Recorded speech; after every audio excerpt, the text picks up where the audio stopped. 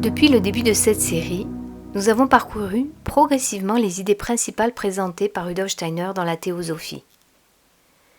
Nous avons commencé par une question simple mais fondamentale. Qu'est-ce que l'être humain ? Pour explorer cette question, nous avons découvert une vision de l'être humain beaucoup plus large que celle qui se limite à l'organisme physique. Rudolf Steiner propose de comprendre l'être humain comme un être qui appartient à plusieurs dimensions de la réalité. Dans cet épisode final, nous allons revenir sur les grandes étapes de ce parcours afin de dégager la vision globale de l'être humain que propose la théosophie. L'être humain comme être à plusieurs dimensions. Au début de notre exploration, nous avons découvert que l'être humain peut être compris comme composé de plusieurs dimensions. Rudolf Steiner distingue notamment le corps physique, le corps éthérique, le corps astral et le moi. Le corps physique appartient au monde matériel, le corps éthérique correspond aux forces de vie qui maintiennent l'organisme, le corps astral est le domaine des sensations, des émotions et des désirs, et le moi représente le centre de la conscience individuelle. Cette structure montre que l'être humain n'est pas seulement un organisme biologique. Il est un être complexe qui réunit plusieurs niveaux de la réalité. Les trois mondes. Nous avons ensuite découvert que l'univers lui-même peut être compris selon trois grands domaines. Le monde physique, le monde de l'âme et le monde de l'esprit. Le monde physique correspond aux formes visibles et aux lois de la nature. Le monde de l'âme est celui des émotions, des désirs et des relations intérieures. Le monde de l'esprit, le monde spirituel, est le monde des idées, des vérités et des archétypes. L'être humain se trouve à la rencontre de ces trois mondes. Son corps appartient au monde physique, sa vie intérieure se déploie dans le monde de l'âme, et sa pensée peut entrer en relation avec le monde spirituel. Le développement de la conscience. Nous avons également exploré la manière dont la conscience humaine peut se développer. La vie de l'âme possède différentes dimensions. L'âme de sensation, l'âme d'entendement et l'âme de conscience.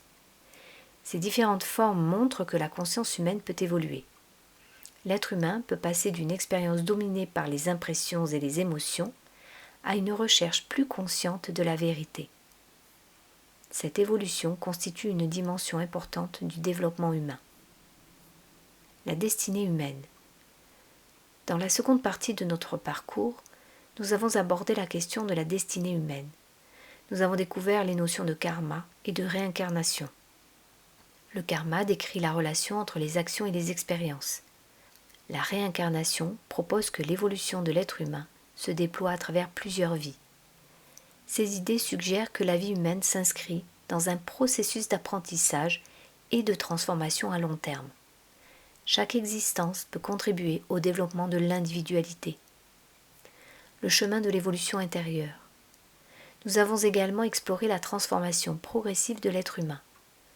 Le moi possède la capacité de transformer les différentes dimensions de l'être humain.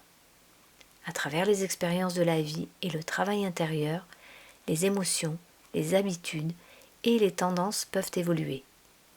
Rudolf Steiner décrit ce processus à travers trois étapes. Le soi-esprit, l'esprit de vie et l'homme-esprit.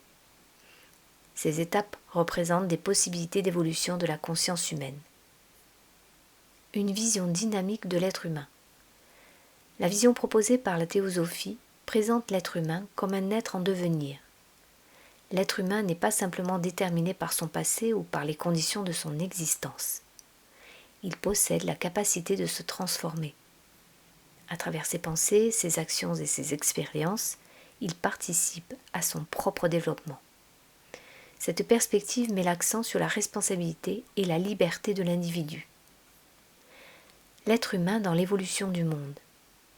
Dans cette vision, l'être humain ne se trouve pas isolé dans l'univers. Il participe à un processus d'évolution plus vaste. Le développement de la conscience humaine contribue à l'évolution du monde. Les actions humaines, les idées et les relations influencent la réalité. Ainsi, la connaissance de l'être humain devient aussi une manière de comprendre la place de l'humanité dans l'univers. Au fil de ces épisodes, nous avons exploré les grandes lignes de la vision proposée par Rudolf Steiner dans la théosophie. nous avons découvert une conception de l'être humain qui relie la matière, la vie de l'âme et l'esprit. Une vision dans laquelle l'être humain apparaît comme un être en évolution, capable de transformer sa conscience et de participer à l'évolution du monde. Bien sûr, ces idées ne prétendent pas apporter des réponses définitives à toutes les questions. Elles invitent plutôt à une exploration de l'être humain, de la conscience et du sens de l'existence. Et peut-être que le point de départ de cette exploration reste toujours la même question, simple et profonde. Qu'est-ce que l'être humain ?